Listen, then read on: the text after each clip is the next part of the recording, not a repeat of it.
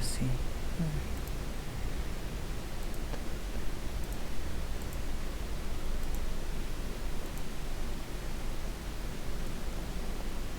Ok.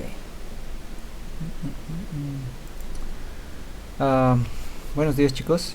Vamos a comenzar con la clase de hoy. Bueno, lo que nos corresponde ver el día de hoy es la parte de destilación diferencial. Esta es, digamos, la última parte donde vamos a ver una destilación donde simplemente actúa el calor y no actúan más componentes más que el destilador.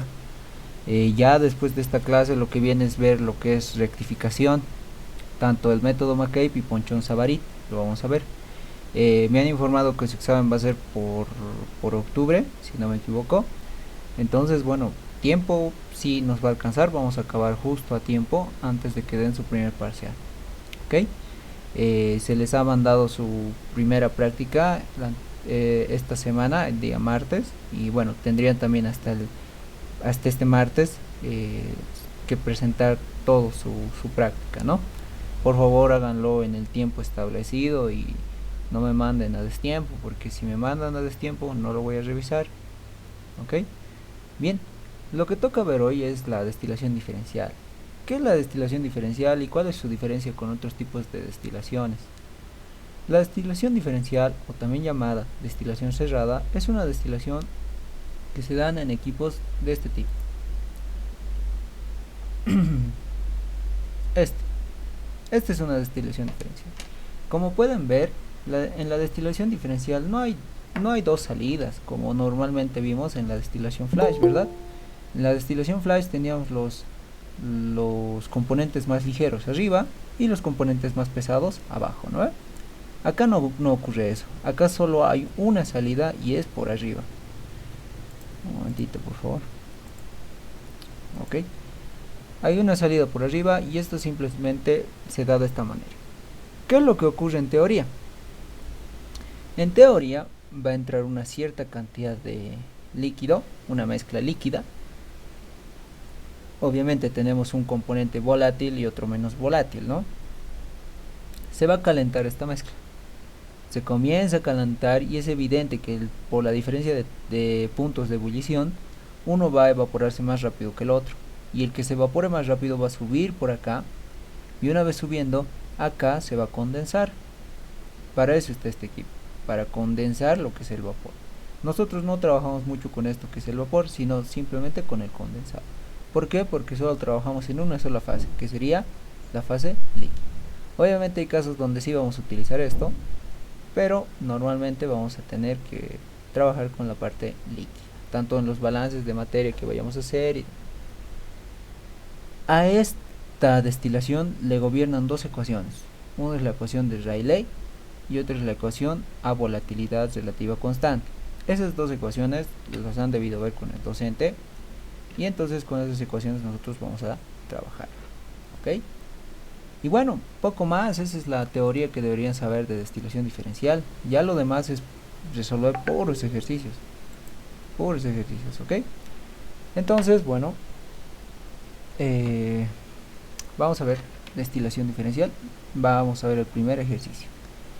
Se introduce el calderín de un destilador por lotes 25 kilomoles de una mezcla líquida compuesta por 9% de etanol y 91% de agua. Se desea vaporizar el 15% de la mezcla inicial a un régimen de 100 mol de vapor por minuto. La presión de operación es 495 milímetros de mercurio. Establecer, inciso A, la concentración global del destilado, B, la temperatura de ebullición del líquido al inicio y al final de la operación, y C, el tiempo requerido. Además que obviamente me están dando la ecuación de Antoine y sus constantes correspondientes. ¿Ok? Bien, entonces vámonos al ejercicio.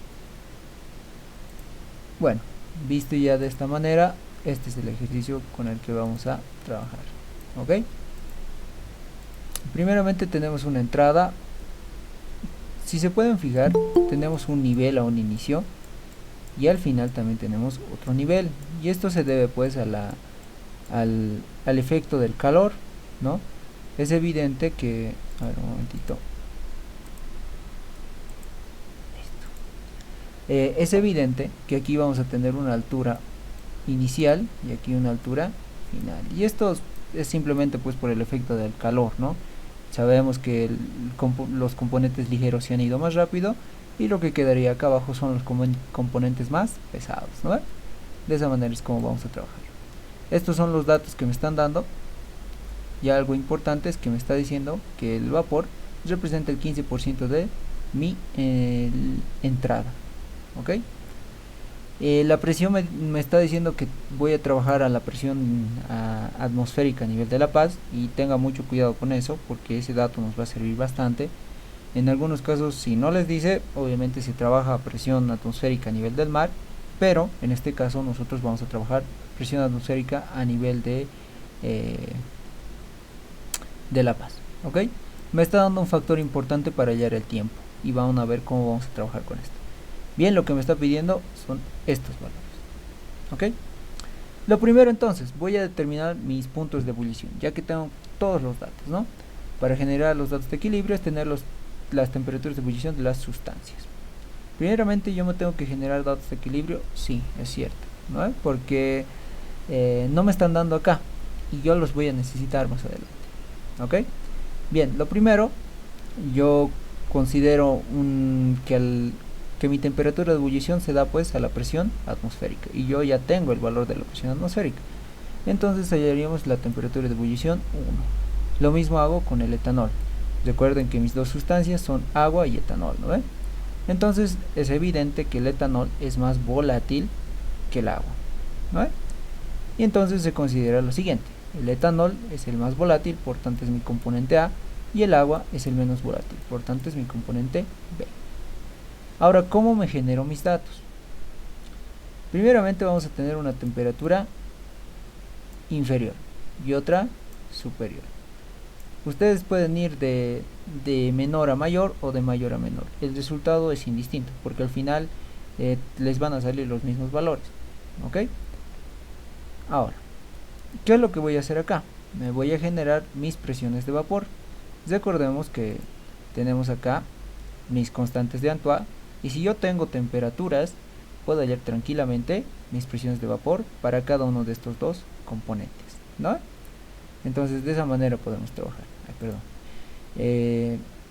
Entonces eso es lo que voy a hacer.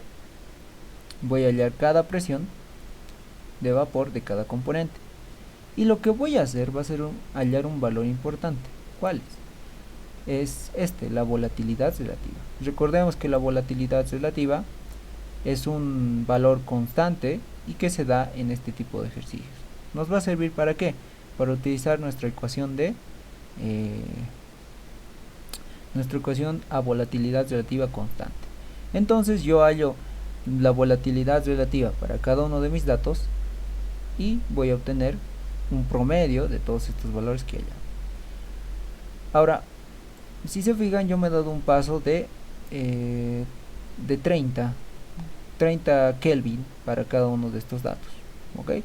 Ustedes se pueden dar más, si quieren lo pueden hacer con 10, pero obviamente con 10 pues les saldrá el triple de estos datos. Si lo hacen con 20 será el doble, y así, ¿ok? Esto simplemente, digamos, si tienen la facilidad y si tienen una hoja Excel ya programada, se les va a hacer súper sencillo hacer esta parte, ¿ok? Bien, yo entonces he hallado el valor de la volatilidad relativa y había sido 36.5. Lo vamos a dejar ahí. Este es un cálculo adicional, digamos. Lo que ahora me toca hacer es hacer un balance de materia global.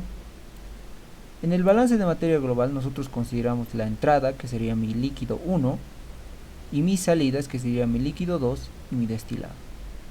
Si se fijan acá, en teoría deberíamos considerar el vapor, sí, pero recuerden que este equipo, que es mi condensador, no va a cambiar la composición de mi destilado. Aquí solo se está dando un cambio de fase. Es como si actuara un intercambiador de calor. El intercambiador de calor nunca tenía, digamos, un efecto sobre las masas, ¿verdad? Las masas se mantenían constantes, eran el mismo valor, porque no hay ninguna inyección o fuga de lo que sería, digamos, nuestro vapor o líquido, ¿no? Entonces, por esa razón, esto se mantiene constante. Entonces, la cantidad que yo tenga acá debería ser la misma que yo tengo aquí, no debería variar, ¿ok? a menos que el enunciado nos indique hay alguna fuga o se está inyectando algo. En ese caso sí, puede que varíe. Ok, pero en este caso no ocurre eso. Entonces, como es constante, yo puedo considerar directamente el destilado. Igual se puede considerar el vapor, sí se puede, pero nosotros hemos dicho que vamos a trabajar con los destilados. Ok, bien, hacemos el balance de materia parcial. Obviamente lo vamos a hacer siempre respecto al componente más volátil, que sería en este caso el etanol. Y recordemos que del problema se nos planteaba que el destilado era 15% la alimentación. Entonces, como yo ya tengo cuánto se está alimentando, hallamos el destilado. Si yo ya tengo el destilado de mi ecuación 1, puedo hallar mi líquido 2, ¿no? Ok. Y finalmente, para hallar la composición 2, que sería mi composición final, vamos a utilizar esta ecuación. Esta es una de las ecuaciones con las que se va a trabajar en este tipo de ejercicios. Ahora, ¿cuándo se aplica esta ecuación? Cuando nosotros nos generemos datos, vamos a trabajar con esta ecuación. Si ya nos dan datos de equilibrio, no se puede trabajar con esta ecuación. ¿Ok? Eso ténganlo muy en cuenta. Entonces, bajo ese criterio, entonces, nosotros vamos a reemplazar todos los datos que tenemos acá. Si se fijan, yo tengo mi líquido 1, mi líquido 2, mi volatilidad relativa y mi composición a la entrada, ¿no? Y lo demás, bueno, es igual lo tenemos, ¿no? Son simplemente los mismos términos. Lo único que no se tiene es la composición de salida, ¿no? Entonces eso es lo que yo tengo que hallar de esta ecuación. Esta ecuación la pueden meter en el solver de Excel o también lo pueden hacer con alguna calculadora programable, porque esta ecuación obviamente se resuelve por métodos numéricos, no es lineal, digamos, ¿no? Porque tenemos logaritmos y demás, y el despeje de esta ecuación no es sencillo, ¿no? Entonces de esa manera es como vamos a trabajar con esto. La composición de salida que me da es 0.007, y de la ecuación 2 lo que yo quería hallar era mi composición de destilado, ¿no? Y eso es lo que yo voy a hallar. Ya tengo todos los demás valores y solo me falta mi composición de destilado. Y ya tenemos cuánto es mi composición de destilado. Recordemos que esta composición va a ser en soluto y estamos hablando del componente más volátil, ¿no? En este caso sería del etanol. Bien, finalmente me decían cuánto tiempo va a tardar esta operación y cómo lo vamos a hacer. De la relación que nos decía 3.75 kilomol por ¿dónde está? 3.75. Acá está. El destilado que hemos obtenido era 3.75 y me dice que la relación para el vapor había sido 100 moles de vapor por minuto. Entonces, hay que considerar, nosotros hemos dicho que el vapor en términos de cantidad es lo mismo que el destilado, ¿no? O sea, están en la misma relación de cantidades, ¿verdad? Entonces no hay necesidad, digamos, de cambiar algo y puedo usar tranquilamente este valor como si fuera del vapor. ¿Ok? Entonces yo este valor lo voy a transformar primero a moles porque mi relación está en mol por minuto. Voy a trabajar con la inversa para hallar el tiempo, y esto, bueno, es simplemente, digamos, factor de conversión, ¿verdad? Y el tiempo que nos va a tomar realizar esta operación de destilación es 3.75 minutos.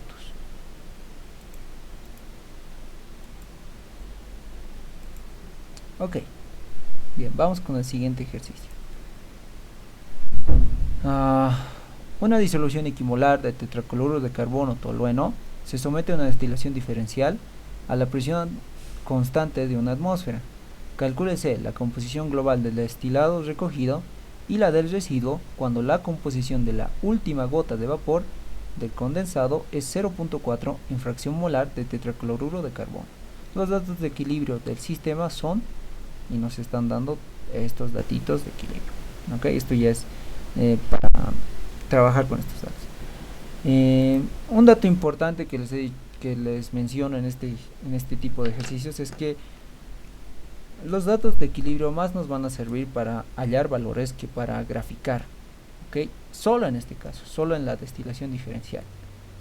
Van a ver que no es necesario que se grafique nada, ¿ok?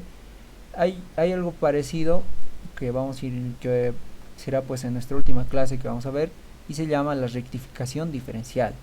Y es muy parecido a esto de la destilación diferencial, pero en la rectificación diferencial nosotros vamos a trabajar con gráficas. Ahí sí nos van a servir los datos de equilibrio y ahí sí los vamos a graficar, ¿ok? Pero bueno, eso lo veremos más adelante. Bueno, planteando el ejercicio, queda de esta manera. Ay, pucha, qué bacana se ha cobrado. Ok, planteando el ejercicio tenemos esto, ok. Nos está diciendo que es equimolar. Tenemos tetracloruro de carbono y tolueno, que son estos dos. Yo esto de acá es algo que yo he buscado por bibliografía, ok, porque el ejercicio no me dice en ningún momento, pero no está de más saber que la temperatura de ebullición del tetracloruro es 76 y la del tolueno es 110. Entonces me queda claro que el tetracloruro es el más volátil y el tolueno es el menos volátil, ¿no ve? Por eso es que la nomenclatura sigue A y B, ok. Lo primero que vamos a hacer en este ejercicio va a ser un balance de materia global. A este L2 también se le llama residuo, por si acaso, ok. Yo lo pongo L2 porque esa nomenclatura la tienen muchos libros, pero en algunos te lo ponen residuo, que llegaría a ser lo mismo, ok. Entonces hacemos un balance de materia global y uno parcial respecto del componente más volátil, como siempre. Para obtener X2, por condición me está diciendo que Y2 es 0.4. Ahora, ¿cómo yo he transformado esta composición de vapor a una composición de líquido? Bien, primero vámonos al enunciado para que entiendan. El enunciado me dice: calcúlese la composición global del destilado recogido, ya está ahí todo bien, me está pidiendo XD, y la del residuo, que es L2, cuando la composición de la última gota de vapor del condensado es 0.4 en fracción molar de tetracloruro de carbono. Y observen muy bien que nos dice la composición de la última gota de vapor. Entonces me está señalando que esta composición de acá es composición de vapor, no de líquido. Y yo no trabajo con composiciones de vapor, por si acaso. Yo trabajo con composiciones de líquido. Entonces esto yo lo tengo que llevar a composición de líquido. ¿Y cómo lo hago? Eso es sencillo. Simplemente entro a mis datos de equilibrio y voy a buscar 0.4 en Y. Y si nos fijamos tenemos 0.36 y 0.44. Entonces entre estos dos valores está 0.4. Yo tengo mis valores de X correspondientes y ¿qué es lo que puedo hacer? Exacto, una interpolación y puedo hallar los valores de X.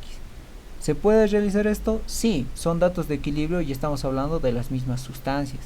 Por tanto es que yo puedo hacer una interpolación y puedo hallar el valor de X2. ¿Ok? Mucho ojo.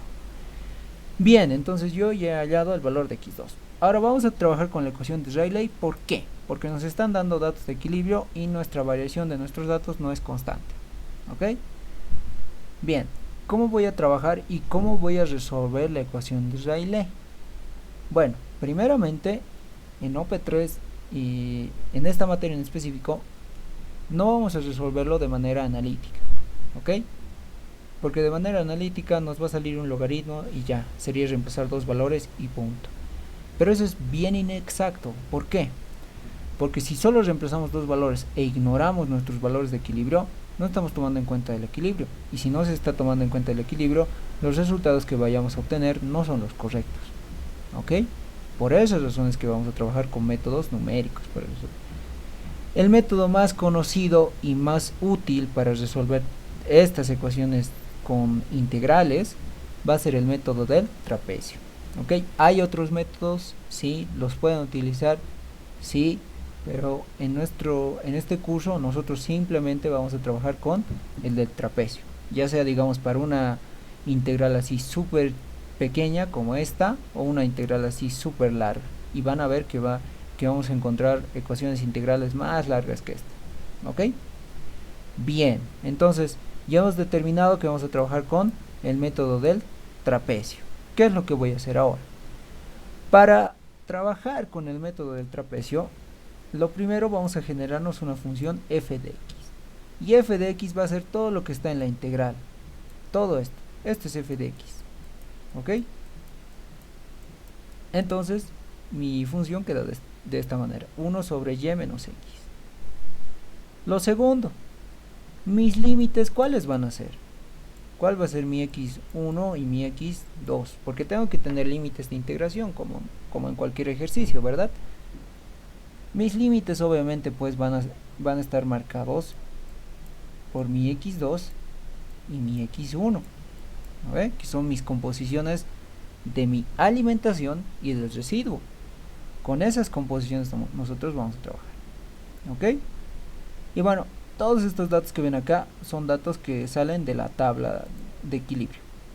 ¿Ok? De estos datitos yo he copiado los datos y ya. ¿Ok? A esos datos les corresponden yes y igual he copiado sus valores.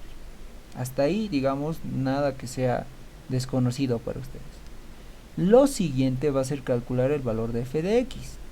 F de x lo vamos a hacer para un valor, digamos, para x1 y y1. ¿Cómo sería? 1 sobre, nos dice y menos x, entonces 0.4 menos 0.22, y ahí obviamente nos va a dar un valor numérico, y esos son los valores que se ven representados acá. Todos esos valores vamos a ir. ¿Ok? Primer paso. Segundo paso, vamos a hacer una resta entre el número que está por delante de 1. Me explico. Si digamos tenemos una tabla, no sé, 1, 2, 3, algo así, yo lo que voy a hacer para esta parte va a ser restar para mi primer valor, vamos a ponerlo así, vamos a ponerlo n menos n sub 0, por así decirlo. ¿Ok? Y los valores que me corresponden acá, a mi primer valor, por ejemplo, va a ser 2 menos 1. Mi segundo valor va a ser 3 menos 2, y así sucesivamente. Si nos fijamos, va a haber un espacio vacío, ¿verdad? Y eso es parte del método del trapecio. Si se queda un espacio vacío, está bien, no se preocupe, nos va a quedar siempre un espacio vacío. Entonces esa es la resta que yo voy a hacer, pero para este caso yo solo voy a tomar en cuenta los valores de x. ¿Ok? Mucho ojo, no estoy tomando los valores de y, solo los de x. Y obtenemos pues todos estos valores de acá. Algo similar va a ocurrir en la siguiente columna. A ver. En la siguiente columna tenemos una suma y ya no una resta, más n sub 0, que sería, ponemos 1, 2 y 3. Mi primer valor va a ser 2 más 1, mi otro valor 3 más 2, y nos va a sobrar un valor, ¿verdad? Entonces eso es lo que yo hago, pero no con x, sino con el valor f de x que hemos hallado, con estos valores de acá. Esos son los valores con los que yo voy a trabajar. ¿Ok? Entonces obviamente nos va a quedar un espacio vacío en ambas columnas, y está bien. De esa manera es como se trabaja con el método del trapecio. Siguiente, yo esta columna la voy a llamar A y esta columna la voy a llamar B, y mi siguiente columna no es nada más que el producto de ambos valores, este con este, este con este, este con este, y así. ¿Ok? Solo estoy haciendo productos.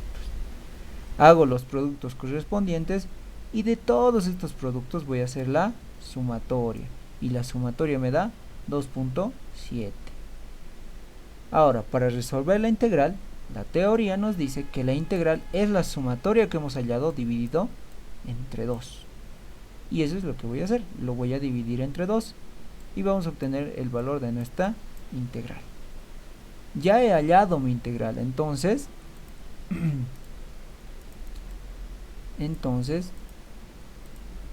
todo este valor de acá ya es un valor numérico, una constante, un valor A, B, ¿no? Lo que sea. En este caso a mí me ha salido 1.35 y ya está. Ya no hay nada más que hacer. Ya hemos terminado de resolver la integral. Entonces queda de esta manera. ¿Qué es lo que me pedía el ejercicio? XD.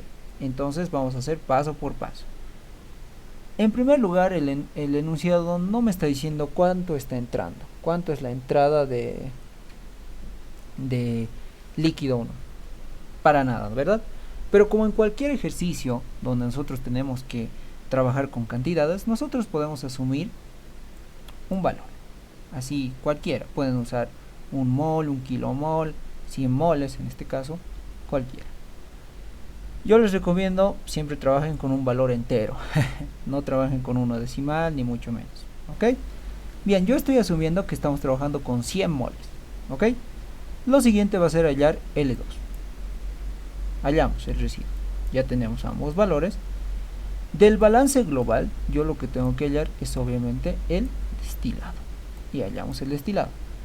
Todos esos cálculos anteriores me van a servir para que cuando yo esté en mi balance de materia parcial pueda obtener mi composición del destilado. Y sería este. Y ya.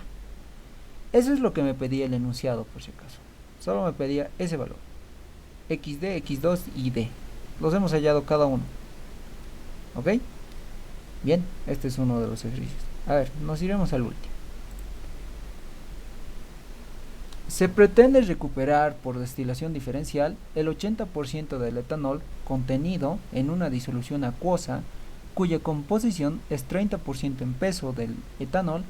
Calcúlese la composición del líquido residual. Los datos de equilibrio para esta mezcla son, y me están dando todos mis datos de equilibrio. Bien, vámonos al enunciado entonces. El planteamiento queda de esta manera. Lo que me está pidiendo es la composición del residuo, es decir, X2, eso es lo que me está pidiendo. Y un dato importante es que me está dando esta condición, que el destilado es un 80% de mi alimentación. Van a ver cómo lo vamos a utilizar, ¿ok? Bien, lo primero, no me está dando con qué cantidad está entrando, digamos, la alimentación. Entonces yo asumo 100 moles, así, directamente, ¿ok? Vamos a llevar X1 a un valor molar. ¿Por qué? Porque el enunciado, por si acaso, me está diciendo 30% en peso. Y mucho ojo, en destilación no vamos a trabajar en peso. Salvo algunas ocasiones se va a trabajar con composición en peso, pero en la mayoría vamos a trabajar todo en fracción molar. ¿Ok? Entonces mucho ojo con cuando les den composiciones y les digan en peso. La transformación la tienen que hacer. Si no, si trabajasen con este valor directamente, el ejercicio ya está mal. ¿Ok? Mucho ojo con eso entonces. Tenemos dos sustancias. Yo de bibliografía veo cuál es el más volátil, en este caso el etanol, y B sería el menos volátil, que en este caso es el agua. ¿Ok?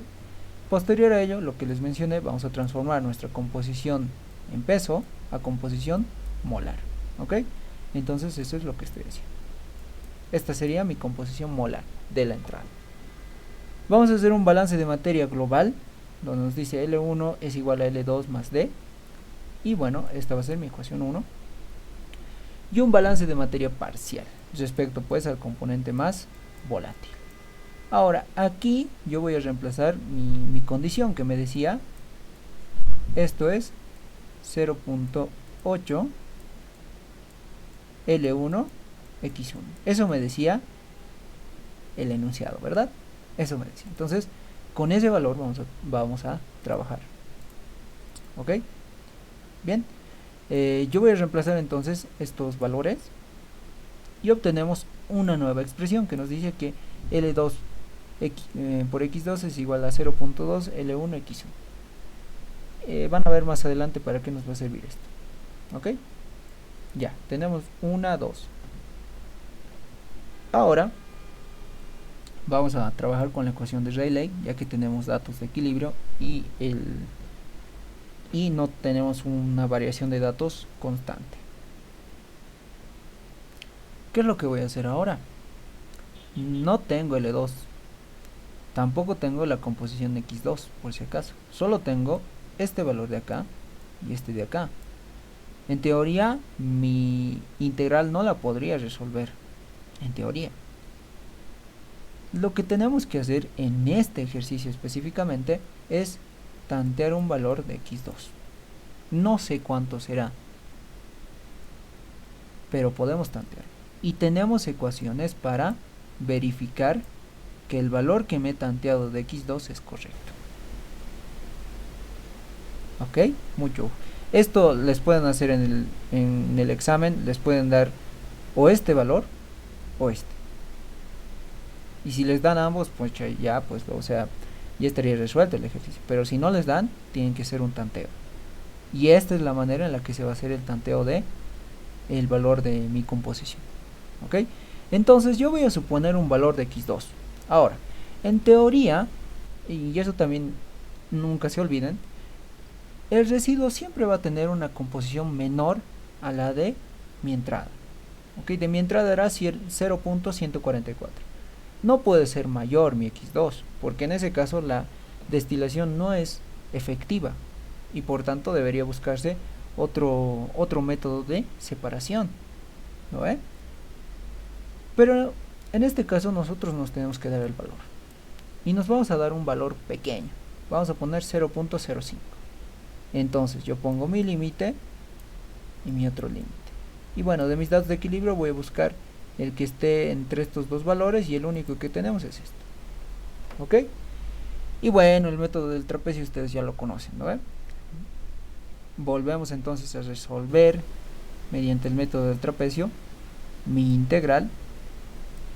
Y una vez resolviendo mi integral, yo voy a despejar mi valor de L2, ¿no ve?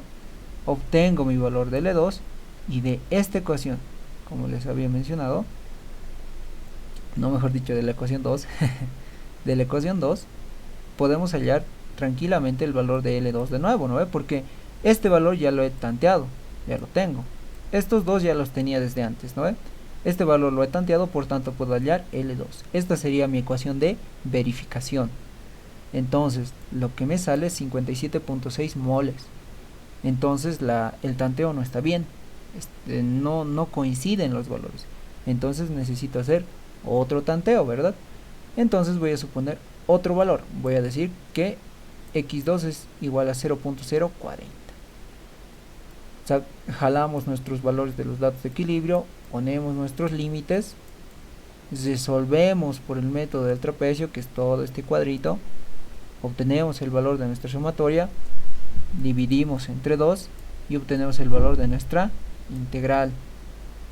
Y ya, bueno, haciéndolo de manera directa, reemplazando en mi integral, obtenemos esto, y reemplazando en mi ecuación de verificación, obtenemos esto.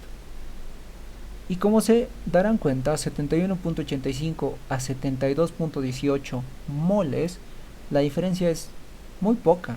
Estamos hablando de decimales, ¿verdad? Entonces, nosotros podríamos decir que el tanteo está bien. Ustedes, si quieren, pueden seguir. Obviamente les va a salir un poco más exacto si trabajamos con 0.045 o en su defecto 0.035. Pero eso ya depende de ustedes. ¿Ok? En este caso yo lo estoy dejando de esta manera porque la diferencia entre valores, como les comento, es solo de decimales. Por tanto, la composición del residuo había sido 0.040. Y esa sería la respuesta. ¿Ok? ¿Tienen preguntas, consultas? Ahora es el momento, muchachos.